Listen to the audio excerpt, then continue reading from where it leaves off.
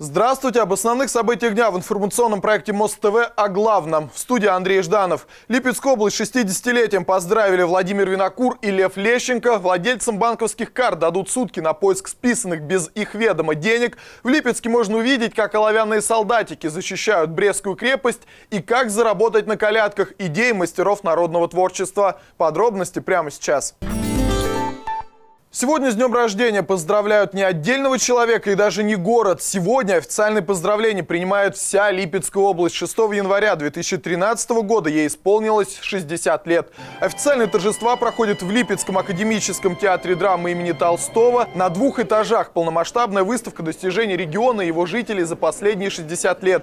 Здесь и телевизионные кинескопы из Ельца, и модель не пошедшего в серию трактора, и школьные парты из детства ровесников области. Многие экспонаты нельзя увидеть даже в краеведческом музее. Они хранятся в запасниках. Здесь вот и картина Виктора Сорокина, пожалуйста. Подлинная работа, написанная в 1958 году, когда он приехал в наш город Липецк.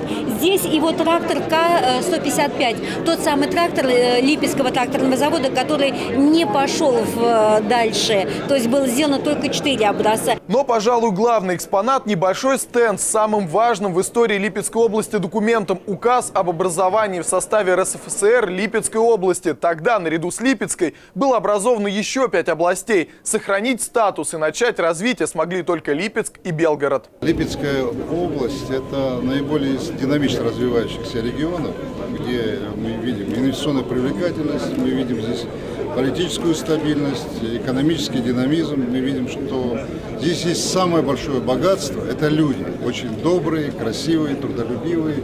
И только вот такие люди могут сделать то, что мы видели. Мы прошли практически все экспонаты. В своем официальном выступлении глава региона